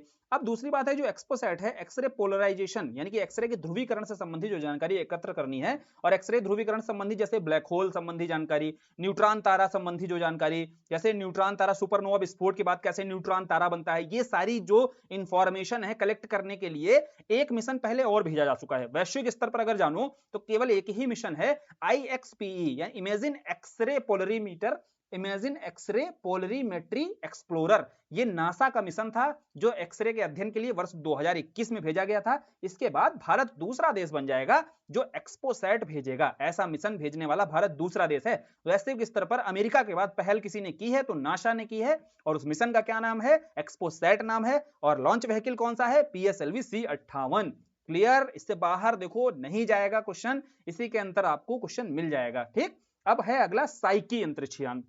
साइकी अंतरिक्षयान क्या है? साइकी अगर जानते हो तो इजीली समझ में आ जाएगा। क्षुद्र ग्रह हमने देखे, बोले हाँ, मंगल और बृहस्पति के बीच में क्षुद्र ग्रह हैं। अब ज्यादातर जो क्षुद्र ग्रह हैं, देखो ज्यादातर क्षुद्र ग्रहों में आपको क्या देखने को? धूलकण वगैरह मिलते हैं, ठीक, या चट्टान या बर्फीले होते हैं वो, ठीक है, जितने क्षुद्र ग्रह होते हैं उनके बीच में जो पेटी है। लेकिन एक जो क्षुद्र ग्रह है साइकी, इस साइकी, देखो साइकी क्या है? साइकी एक धातु है। वैसे तो देखो गॉडेस का नाम होता है, ग्रीक में गॉडेस देवी का नाम है, तो देवी के नाम पर साइकी रखा गया है, लेकिन साइकी जो है वहां धातु को बोला जाता है। तो बोले ये जो क्षुद्र ग्रह है साइकी, ये धातु है। अब इस धातु के अध्ययन के लिए जो मिशन भेजा जा रहा है वही मिशन का नाम है भैया साइकी अंतरिक्षयान। तो ये नासा के द्वारा लॉन्च किया गया है। कहां पर लॉन्च किया गया है ये समझ में आ गया। 2029 तक देखो ये साइकी जो एस्टेरॉइड है इस तक पहुंचने में सफलतापूर्वक, देखो समय को जो टारगेट ईयर है वो कब है? 2029। तो 2029 तक ये साइकी उपग्रह, ये उपग्रह कह रहा हूं, साइकी क्षुद्र ग्रह तक ये सफलतापूर्वक पहुंच जाएगा। क्लियर बात है? समझ में आ गया? तो साइकी अब कोई पूछेगा तो समझा देना है उसको। फिर यूरोप का पहला निजी रॉकेट। अब यूरोप का जो पहला निजी रॉकेट है म्यूरा 1 है। यूरोप का है तो ये यूरोप का, लेकिन ये भेजा किसके द्वारा किया गया था? प्रक्षेपित समझ लेना किसके द्वारा किया गया था? स्पेनिश कंपनी थी, याद रखियो, स्पेनिश कंपनी थी PLD स्पेस। क्या नाम था? PLD space. इसके द्वारा ये प्रक्षेपित किया गया था। अगर पूछे, देश पूछ सकता है किस देश के द्वारा प्रक्षेपित किया गया यूरोप का जो पहला निजी रॉकेट था, क्या नाम था? म्यूरा 1। एक तो पूछ सकता है पहला निजी रॉकेट तो म्यूरा 1 था, दूसरा पूछ सकता है किस देश के द्वारा, तो स्पेन के द्वारा प्रक्षेपित किया गया था। और ये रीयूजेबल था, रीयूजेबल रॉकेट का प्रक्षेपण किया गया था। लेकिन ये क्या हुआ, जैसे ही ये रॉकेट अटलांटिक महासागर में गिरता है खत्म हो जाता है। तो ऐसे पहले हम पढ़ चुके हैं कि रीयूजेबल जो रॉकेट हैं इसको लेकर के परीक्षण लगातार हर देश कर रहा है। उसी संदर्भ में एक प्रयास था यूरोप का, और पहला निजी रॉकेट था म्यूरा 1। यह भी एक प्रयास किया गया कि हम रीयूजेबल जो है रॉकेट बना सकें। ठीक है, लेकिन अब आते हैं अगली न्यूज पर। PSLV C57 Aditya L1 mission, वहीं पर समझ लिया हमने C58 के साथ में भारत का देखो श्योर मिशन है। लिग्रेनियन पॉइंट में ये सैटेलाइट भेजा जाएगा। लिग्रेनियन पॉइंट क्या होता है ये जान लिया हमने। अब इसमें एक चीज और यहां जान लो, 7 जो है इसके पेलोड होते हैं। पेलोड क्या है भैया? पेलोड क्यों पढ़ने हैं यहाँ पर? पेलोड इसलिए पढ़ने होते हैं क्योंकि चंद्रयान 3 जब भेजा गया था तो इसके पेलोड से संबंधित क्वेश्चन जो है हमारे एग्जाम में आया था। तो अब हमारे पास सबसे पॉपुलर जो है वो है आदित्य L1। अब आदित्य L1 से संबंधित जो पेलोड है, कितने पेलोड हैं इसमें? 7 वैज्ञानिक पेलोड हैं। पेलोड जानते हो कि नहीं? ये देखो आपका रॉकेट होता है तो रॉकेट के आगे ही सैटेलाइट होता है। पेलोड समझो कि कितना भार लेकर के वो जा सकता है। ठीक, कोई भी रॉकेट होता है कितना भार लेकर जा सकता है, उसी हिसाब से पेलोड भेजे जाते हैं। तो यहाँ पर 7 जो है पेलोड भेजे जाएंगे। उन 7 पेलोडों के नाम पता होने चाहिए। कौन सा? VELC है, विजिबल एमिशन लाइन कोरोनाग्राफ। ठीक, विजिबल जो एमिशन लाइन कोरोनाग्राफ VELC। फिर शूट है आपका, देखो सोलर है, और शोलेक्स है, इसमें भी सोलर है, इजीली याद हो जाएगा। फिर हेलियोक्स, देखो हेलियोस क्या है? हेलियो क्या होता है? हेलियो का मतलब स्तन होता है, तो ये भी आसानी से पेलोड याद हो जाएगा। फिर एस्पेक्स है, इसमें ए का मतलब आदित्य है, बस इतना याद कर लो जिससे हमें कनेक्ट हो जाए कि पेलोड का यदि आ जाता है निम्नलिखित में से कौन सा पेलोड नहीं है, तो एटलीस्ट कम से कम कनेक्ट कर सको वहां से। जैसे एस्पेक्स है ना, ए का मतलब आदित्य, आपको हेलियो, ये भी नहीं गलत होगा। सोलेक्स, एसओ मतलब आपने सोलर देखा, एस सूट, इसमें भी सोलर है आपका। और वी मींस VELC क्या है भैया? VELC में आपका सी मतलब कोरोना है। ठीक है, कोरोना कहां पर होता है? सूर्य के होता है चारों ओर, उसी का अध्ययन करना है। अब पापा, अब ये पापा कंफ्यूज करेगा। पापा देखो प्लाज्मा है, अब ए का मतलब लास्ट वाले है आदित्य, तो प्लाज्मा एनालिजर पैकेज फॉर आदित्य, ये पापा याद रखना। पापा भी इसका जो है क्या है? एक जो है पेलोड है। और लास्ट क्या है भैया? Advance try axial high resolution digital मैग्नोमीटर। ये 7 पेलोड हैं। 7 पेलोडों में से कम पापा जो पेलोड है इसके बारे में दिया हुआ है। ये पेलोड क्या करेगा? ये देखो कोरोनल जो मास इंजेक्शन है, इसे सौर पवन प्रवाह का पता लगाएगा। जो सोलर विंड इंपैक्ट है, जो सोलर विंड्स चलती हैं वहां पर, उनका इंपैक्ट किस तरीके से पड़ता है, इसके बारे में अध्ययन जो किया जाएगा वो पापा पेलोड के माध्यम से किया जाएगा। याद रखियो, ये क्वेश्चन बन सकता है। पापा पेलोड के माध्यम से क्या किया जाएगा? तो पापा पेलोड के माध्यम से जो सन पर, सूर्य की सतह पर सोलर विंड्स चलती हैं, इनका क्या इंपैक्ट पड़ता है, इसका अध्ययन यहां पर किया जाएगा इस पेलोड का प्रयोग करते हुए। और इस तरीके से आदित्य L1 पर कितने पेलोड जा रहे हैं? 7 पेलोड भेजे जा रहे हैं। ठीक है, अगली न्यूज है नभमित्रा, ये भी हमने पढ़ी थी। नभमित्रा क्या है? नभमित्रा देखो वहां पर जो नौका चलाते हैं, नौका मछुआरे होते हैं, इन्हें, इनके लिए एक डिवाइस तैयार की गई है इसरो के द्वारा। तो ये इसरो के द्वारा डिवाइस है, इन्हें नौका चलाने वाले मछुआरे होते हैं, इनको दे दी जाएगी, अपनी नौका में रखेंगे ताकि ये कनेक्ट रहेंगे। वहां के जो यात्री हैं वो मछुआरे हैं, वहां पर लोग मौजूद हैं जो है ना सुरक्षा के लिए, उनसे कनेक्ट रहेंगे और इन्हें सुरक्षित रखा जा सकता है। और इसका उद्देश्य क्या है? अंततः उद्देश्य है कि हम अपने यहाँ के मत्स्य पालन को भी बढ़ावा दे सकते हैं, क्योंकि हमारे मछुआरे सुरक्षित तो मत्स्य उत्पादन भी बेहतर होगा। क्लियर? अब आगे लूना 25 पर आते हैं। लूना 25 मिशन क्या है? लूना मिशन हमें पता है। लूना 24 क्या था भैया? लूना 24 रूस का मिशन है, 47 साल पहले का मिशन है। जो चंद्र मिशन है, सफलतापूर्वक लैंडिंग की थी रूस ने। अभी लूना 25 से क्या है, लेकिन वो कहां पर था? नॉर्थ पोल पर भेजा था, क्योंकि साउथ पोल पर भेजने वाला पहला भारत बना है, लेकिन भारत से ही पहले ये लूना 25 रूस के द्वारा भेजा जा रहा था। अगर ये सफलतापूर्वक लैंडिंग हो जाती, सॉफ्ट लैंडिंग, तो जो दक्षिण ध्रुव पर, चंद्रमा के साउथ पोल पर पहले देश हम बन गए ना, वो दूसरे हो जाते। ये असफल हो गया, इसीलिए हम साउथ पोल पर सॉफ्ट लैंडिंग करने वाले पहले देश बन गए हैं। अन्यथा लूना 25 मिशन रूस का यदि सक्सेसफुल हो जाता, चूंकि यह भी डिस्कनेक्ट हो गया, जैसे हमारा चंद्रयान 2 डिस्कनेक्ट हुआ था, इसी तरीके से लूना 25 भी डिस्कनेक्ट हो गया। ये रशिया का चंद्र मिशन है, ये भेजा जा रहा था कहां पर? चंद्रमा के साउथ पोल पर सॉफ्ट लैंडिंग करने के लिए। ठीक है, चंद्रयान 3 का फिर देखो यहां न्यूज है। चंद्रयान 3 को हमने बहुत अच्छे से कर लिया कि जो लॉन्च व्हीकल है वो LVM-3 है। ठीक है, और 14 जुलाई 2023 को ये प्रक्षेपित, 23 अगस्त 2023 को इसने लैंड किया। इसीलिए यह जो है, इसी दिन हम 23 अगस्त को क्या मनाते हैं? राष्ट्रीय अंतरिक्ष दिवस के रूप में मनाते हैं। शिव शक्ति कौन सा स्थान है जहां सॉफ्ट लैंडिंग की गई? और तिरंगा कौन सा है? जहां चंद्रयान 2 ने सॉफ्ट लैंडिंग की थी। सॉरी, सॉफ्ट लैंडिंग नहीं, पदचिन्ह अपने छोड़े थे, क्योंकि सॉफ्ट लैंडिंग तो कर ही नहीं पाया था, है ना, डिस्कनेक्ट हो गया था। अब शनि के बारे में न्यूज है कि सबसे ज्यादा उपग्रह रखने वाला ग्रह बन चुका है। अक्सर बृहस्पति और शनि आगे पीछे घूमते रहते हैं। अभी वर्तमान की स्थिति यह है कि देखो शनि के उपग्रह हो चुके हैं 146, बस वर्तमान वाले याद रखना, पीछे क्या रहा सब भूल जाओ। वर्तमान शनि के 146 हैं और बृहस्पति के कितने हैं? 95 हैं। ठीक है, सबसे ज्यादा अगर उपग्रह किसके पास में है? शनि के पास में है। फिर तकनीक, और अब आते हैं तकनीक और प्रौद्योगिकी से जुड़ी हुई न्यूज। जैसे भारत का जो 24वां परमाणु ऊर्जा संयंत्र है, न्यूक्लियर देखो एनर्जी जो संयंत्र है, ये 24वां कहां पर है? काकरापार में। काकरापार में, वो भी इसकी इकाई 4, ध्यान से समझो इकाई 4 क्या है और ये स्वदेशी क्या है भैया, इसका सबका मतलब समझ लो। पहले ये जानो काकरापार कहां पर है।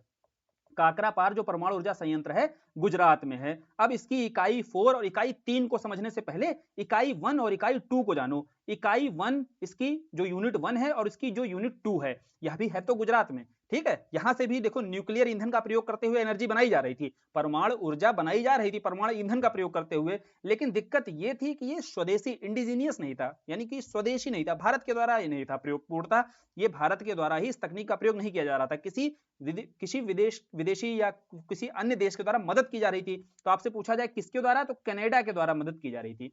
कनाडा के साथ संबंध भी वर्तमान में हमारे अच्छे नहीं है, तो ऐसे भी याद कर लो। तो कनाडा को हमने कहा है अब तुम जाओ, हमारी अब अपनी इंडिजीनियस स्वदेशी यूनिट हो चुकी है, और उसमें इकाई तीसरी और इकाई चौथी दोनों की दोनों क्या है भैया, दोनों की दोनों हमारी स्वदेशी हैं।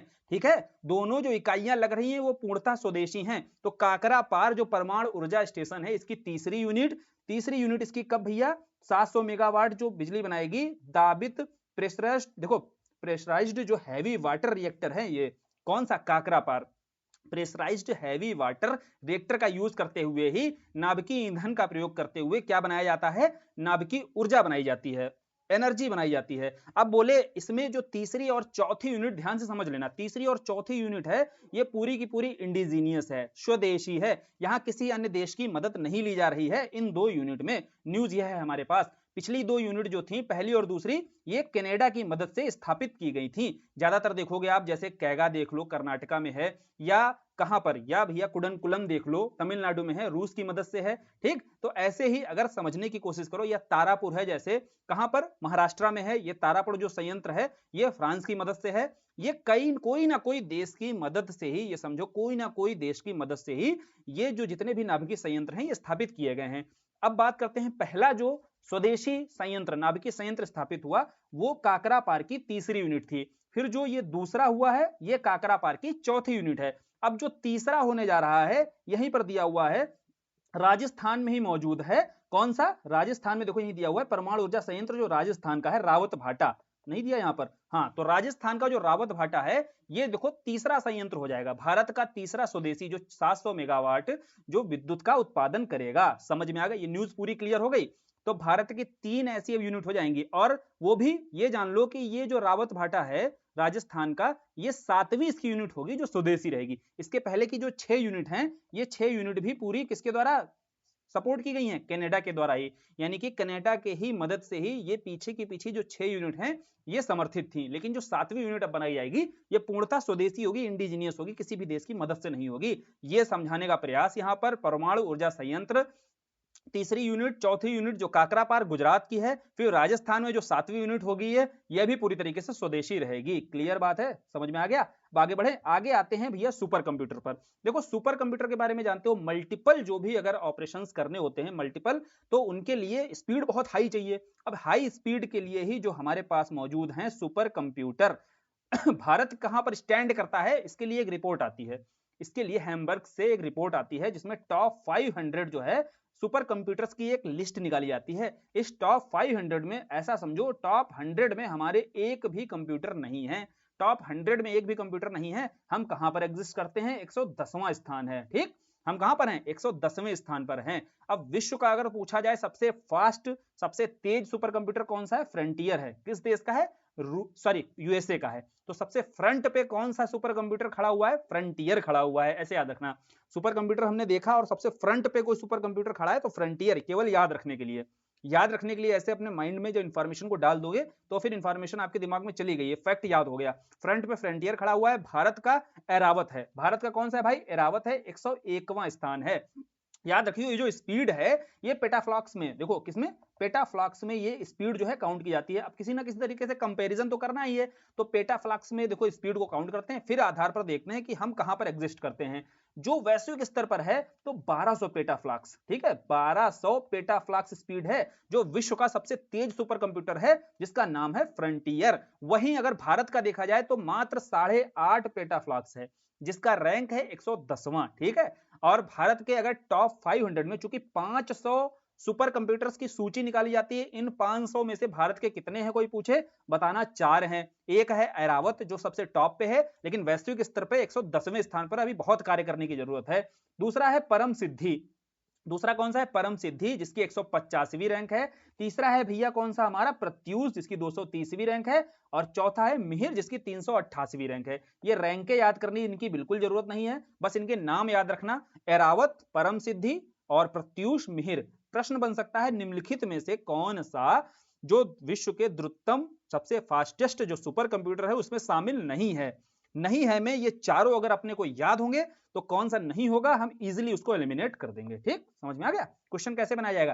फास्टेस्ट तो सभी को पता होगा, फ्रंटियर भारत का सबसे फास्टेस्ट तो सभी को पता होगा, कौन सा एरावत। ऐसे थोड़ी ना एग्जाम में देखो क्वेश्चन, ये तो सभी कर लेंगे, कैसे और फंसा सकता है घुमा के। तो चारों जब पता होंगे तो एलिमिनेशन के माध्यम से भी एक क्वेश्चन बनाया जा सकता है, थोड़ा जो कठिन बनाया जाएगा। फिर देखो एमआरआई है, एमआरआई वगैरह आप जानते ही होंगे, मैग्नेटिक जो रेजोनेंस इमेजिंग है, ब्रेन की जो इमेज बनाई जाती है उसमें जो आईसेल्ट है, ये आईसेल्ट एमआरआई स्कैनर जो है विश्व का सबसे शक्तिशाली एमआरआई मशीन है। बस उस मशीन का नाम याद रखना है, क्या नाम है, आईसेल्ट नाम है। किसकी, फ्रांस देश की है, फ्रांस के शोधकर्ताओं के द्वारा विकसित की गई है। उस मशीन का बस अपने को नाम याद रखना है, क्या नाम है, आईसेल्ट। इससे इंफॉर्मेशन ज्यादा जरूरी नहीं है। फिर वूश जो है, वूश भी हम देख चुके हैं, हाई स्पीड ट्रेन है। साउथ ईस्ट एशिया तो अच्छे से पता है ना, इस यहाँ पर संगठन कौन सा है, आसियान, पता है कि नहीं। अब बोले यहीं पर सबसे फास्टेस्ट हाई स्पीड ट्रेन जो है भारत में, देखो अभी तक एक भी हाई स्पीड ट्रेन नहीं, इस पर कार्य हो रहा है। लेकिन अगर साउथ ईस्ट एशिया की पहली कोई हाई स्पीड ट्रेन है जिसका अनावरण किया गया, उसका नाम है वूश। क्या नाम है भाई, वूश। और बहुत अच्छे से इंफॉर्मेशन हमने की हुई है घटना सार में, बहुत डिटेल से नहीं करेंगे, एक रिवीजन टाइप से चल रहा है। तो वूश जो है ये हाई स्पीड ट्रेन है, 350 किलोमीटर के आसपास इसकी स्पीड है, और ये कहां पर, दक्षिण पूर्व एशिया में, इसका इंडोनेशिया में देखो इसका अनावरण किया गया है। क्लियर। अब आगे बढ़ते हैं तो कुछ हेल्थ से संबंधित कुछ करंट की न्यूज हैं, इसी में ही है, इसी में समझ लेते हैं। ये भी मैक्सिमम चीजें रिपीटेड आएंगी हमारे पास। जैसे एमपॉक्स आया पहला, एमपॉक्स क्या है, इसे पहले मंकी पॉक्स के रूप में जाना जाता था। ये देखो वायरल के द्वारा होने वाला एक डिजीज है, और इसका ही एमपॉक्स का ही पहला टीका है जिसे MVABN कहा गया। क्या नाम है इसका, MVABN। और ये किसके द्वारा विकसित किया गया, तो डेनमार्क के द्वारा विकसित किया गया। डेनमार्क की ही कंपनी है बवेरियन नॉर्डिक। क्या नाम है, बवेरियन नॉर्डिक। इस कंपनी के द्वारा ही इस टीके को विकसित किया गया है। टीके का नाम क्या है, MVABN है। ठीक है, MVABN ध्यान रखना। एमपॉक्स है, मंकी पॉक्स है, ध्यान रखना। मंकी पर ही सबसे पहले यह जो बीमारी है एमपॉक्स, ये चेचक जैसी बीमारी होती है, ये सर्वप्रथम मंकी पर खोजी गई, बंदर में ही पाई गई, इसलिए इसको मंकी पॉक्स बोला गया। धीरे धीरे करके ये एक जेनेटिक डिसीज होती है। जेनेटिक मतलब क्या होता है, जो पशुओं से मनुष्य में भी फैल सकती है, साथ ही मनुष्य के साथ साथ ये एक संक्रामक भी होती है, यानी कि एक व्यक्ति से दूसरे व्यक्ति में भी फैल सकती है। इस कारण इसको मंकी पॉक्स से चेंज करके शॉर्ट कर दिया गया, एमपॉक्स बोल दिया गया। ये अपने आप में एक वायरल से होने वाली एक बीमारी होती है, ये समझ में आया। बस हमें इतना याद रखना है कि इसके जो टीके का नाम क्या है, MVA। इतना याद रखो, क्या याद रखो, MVA याद रखो भैया। मंकी पॉक्स के टीके का नाम है MVABN। किस देश के द्वारा ये विकसित किया गया है, डेनमार्क के द्वारा। क्लियर, क्या याद रखना है, MVABN और डेनमार्क के द्वारा, बस, इससे ज्यादा नहीं याद रखना है। फिर आते हैं हिल कॉल के बारे में। कॉल मतलब क्या है भैया, कॉल का मतलब है कॉलरा, कॉलरा का मतलब होता है हैजा। तो कोई अगर आपसे पूछेगा भी नींद में भी, हिल कॉल भैया किसका है, ये टीका है, तो हिल कॉल हैजे का टीका है। अब इसमें याद रखने वाली चीज ये है, ये जो टीका है ये किसके द्वारा लॉन्च किया गया है, ये भारत बायोटेक के द्वारा इसको लॉन्च किया गया है। तो भारत बायोटेक के द्वारा कोई टीका लॉन्च है, नाम है हिल कॉल। हिल क्यों रखा गया, चूंकि हिल मैन लेबोरेटरीज के द्वारा, वो लेबोरेटरी का नाम जो है आगे हिल लगा दिया गया है, और कॉल जो है कॉलरा से उठा लिया गया है, इसीलिए इस टीके का नाम हो गया है हिल कॉल। क्लियर। फिर दूसरा है यूवी कॉल। अब यूवी देखो जिसने विकसित किया होगा टीका उसका नाम होगा, और कॉल है कॉलरा का। तो यूवी कॉल 5 जो टीका है ये दक्षिण कोरिया के द्वारा विकसित किया गया है। किसके द्वारा, दक्षिण कोरिया के द्वारा। जो हिल कॉल है ये किसके द्वारा, भारत बायोटेक के द्वारा। जो यूवी कॉल टीका है ये किसके द्वारा, दक्षिण कोरिया के द्वारा। ठीक, जो जरूरी इंफॉर्मेशन है वही निकाल के बताई जा रही है, समझाई जा रही है। अब कॉलरा के बारे में कोई पूछे, हैजा, हैजा कैसी बीमारी है, वायरस के द्वारा, क्योंकि बायो में खूब क्वेश्चन आते हैं ऐसे, तो बताना है भैया हैजा जो है ये कॉलरी बैक्टीरिया, क्या नाम है भैया, विब्रियो कॉलरी बैक्टीरिया के द्वारा होने वाली बीमारी है। बायो में बहुत अच्छे से बताया था इसको।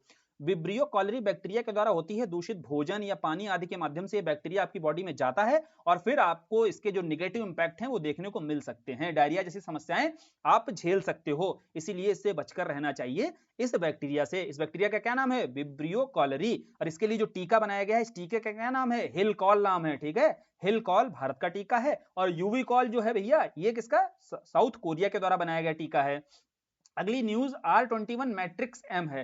तो ये R21 मैट्रिक्स एम ये किसका है, ये मलेरिया का टीका है। बेसिकली ये समझ लो, इसको मलेरिया का टीका है, मैट्रिक्स एम के रूप में भी जाना जाता है। क्या नाम है इसका? Matrix M. ये विश्व का, देखो यहाँ न्यूज क्या है, यहाँ पर न्यूज ये है कोटेक डी आइवर जो है, जो यहाँ पर अपना एक टीकाकरण कार्यक्रम, वैक्सीनेशन प्रोग्राम जो चलाता है, इस वैक्सीनेशन प्रोग्राम में इसको नियमित तौर पर शामिल करने वाला विश्व का पहला देश बन गया है। कौन? Kotak D Ivoire. प्रश्न हो सकता है कोटेक डी आइवर, इससे ही प्रश्न पूछ लिया जाए कि ये जो R21 मैट्रिक्स एम जो है, ये R21 या मैट्रिक्स एम, ये मलेरिया रोधी टीका है। इस टीके को अपने नियमित कार्यक्रम में शामिल करने वाला देश कौन है भैया? कोटेक डी आइवर देश बन चुका है। इससे पहले भी देखो हमने पढ़ा था मार्क्यूरिक्स, ठीक, मार्क्यूरिक्स टीका था मलेरिया का पहला टीका था। मलेरिया का जो पहला टीका था वो था भैया मार्क्यूरिक्स। और मार्क्यूरिक्स क्यों इंपॉर्टेंट है? क्योंकि इसे ऑक्सफोर्ड, जेनर और तीसरा कौन है? Serum institute. अब भारत का कोई इंस्टीट्यूट है, इन तीनों ने मिलकर के विकसित किया था, और टीका कौन सा था? मार्क्यूरिक्स था। तो मलेरिया का ये पहला टीका था। ये भी महत्वपूर्ण हो गया जानना, चूंकि अभी ये दूसरा टीका है। दूसरा कौन सा है? दूसरा है हमारा मैट्रिक्स एम। अब मलेरिया के बारे में इतना तो जानते ही होंगे कि मलेरिया कैसे फैलता है भाई। अगर मलेरिया पूछा जाए तो कैसे फैलता है? मादा एनाफ्लीज मच्छर इसका वाहक होता है, और जो परजीवी होता है, परजीवी, ठीक है, प्रोटोजोआ कौन सा होता है? प्लाज्मोडियम। पढ़ा है कि नहीं? बायो अगर अच्छे से की होगी तो यही सब बताया था वहां पर। जो प्रोटोजोआ होता है प्लाज्मोडियम होता है। अब इसका जो वाहक, यानी कि ये जो प्रोटोजोआ होता है, एक शरीर से दूसरे शरीर में ले जाने का काम कौन करता है? तो वो मच्छर होता है मादा एनाफ्लीज मच्छर। एडीज मच्छर से कंफ्यूज मत होना, वो भी याद कराया था वहां पर। एडीज में देखो डा है ना, तो डा वाला ही कोई बीमारी होगी, डेंगू। याद है कि नहीं?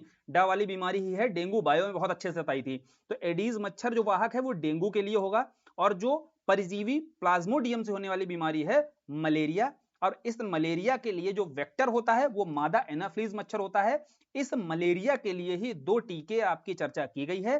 पहला टीका है भाई मैट्रिक्स, सॉरी ये पहला नहीं, ये दूसरा है। पहला टीका है मार्क्यूरिक्स, दूसरा है मैट्रिक्स। दोनों नाम भी एक जैसे हैं, तो ऐसे जो राइम है वो भी मिल रहा है। मार्क्यूरिक्स पहला टीका है जिसको विकसित करने में भारत का भी योगदान रहा है, भारत के सीरम इंस्टीट्यूट का। दूसरा टीका कौन सा है? दूसरा टीका है मैट्रिक्स।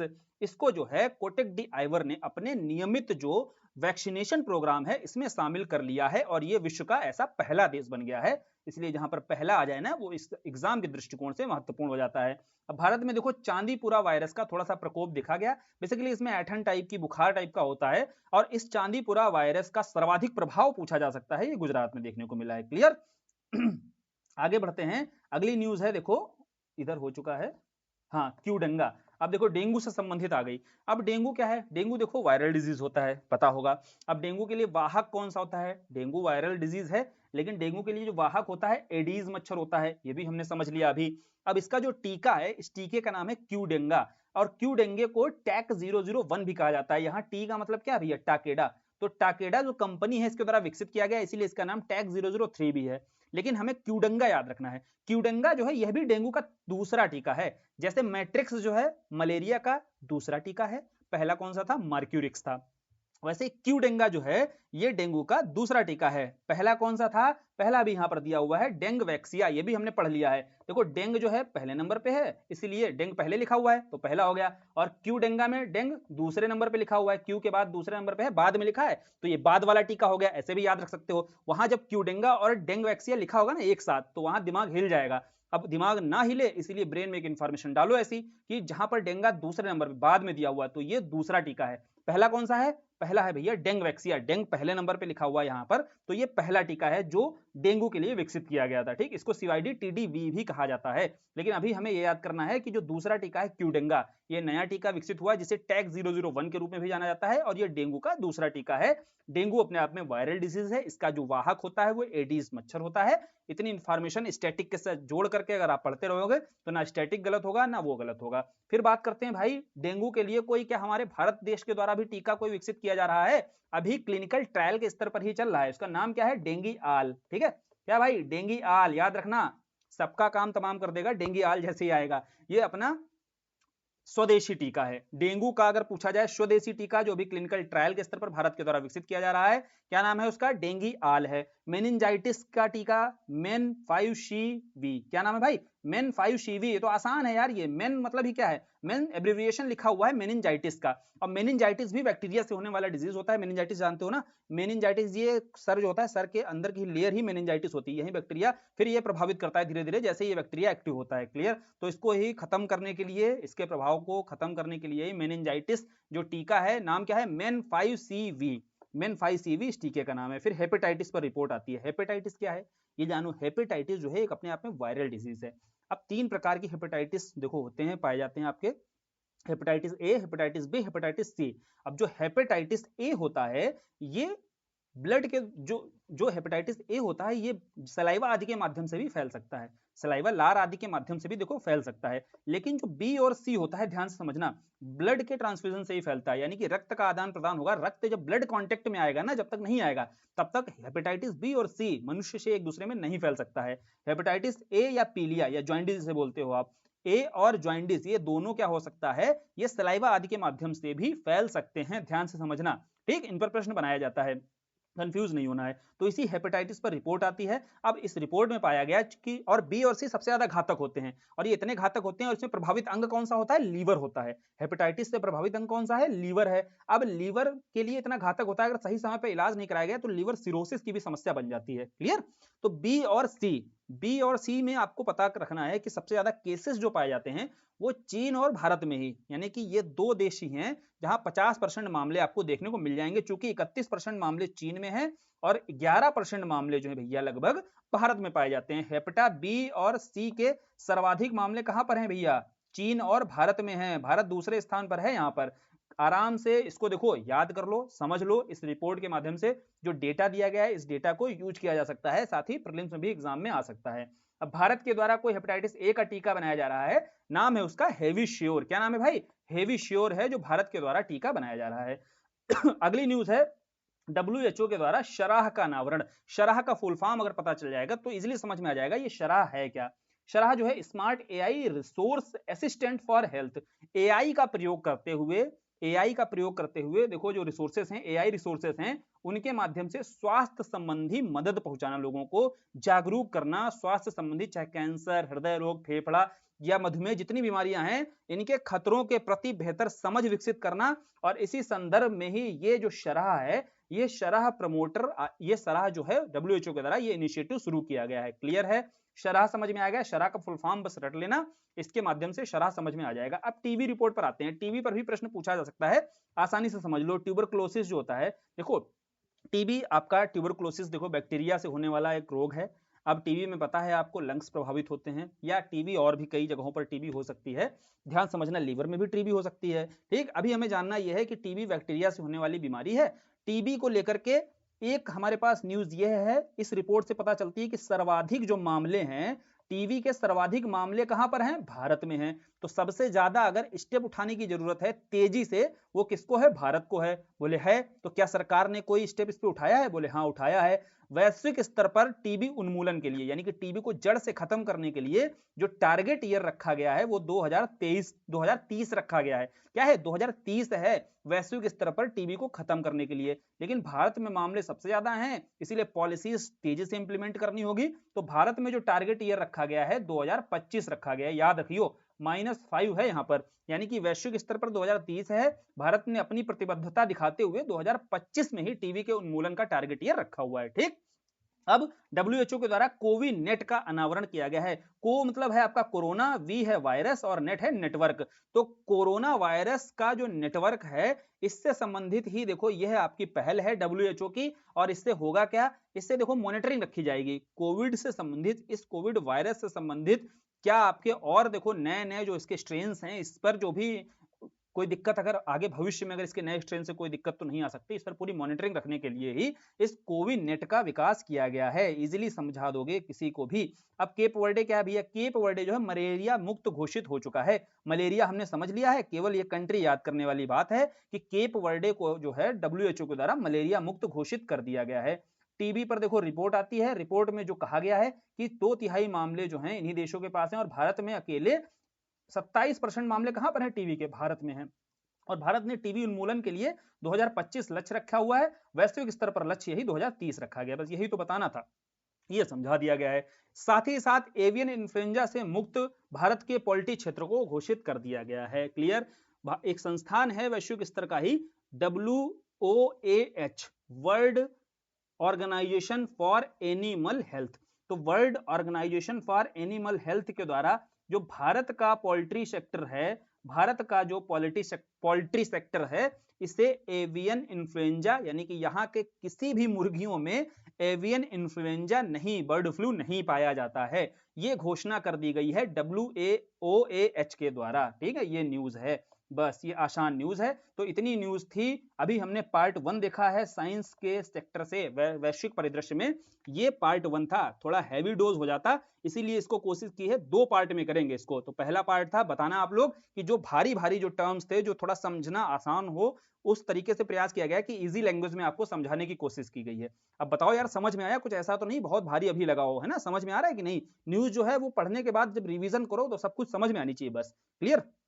और जब याद कैसे होगी? कई रिवीजन के बाद, 3 से 4 रिवीजन के बाद ही याद होगी। यहाँ पहली बार कोशिश किया करो कि जो आपने पढ़ रखा है उसको रिवीजन हो रहा है वो समझने की कोशिश करनी है यहाँ बैठकर। ठीक है, ब्रेन को खुला रखो, एकदम समझो, फिर रिवीजन जब मारोगे ना, रिवीजन के लिए दोबारा वीडियो देख लो, तीसरी बार में खुद से पढ़ लो, तो सारी चीजें आपको लर्न हो जाएंगी। ठीक, चलो फिर वीडियो खत्म करते हैं यहीं पर। धन्यवाद।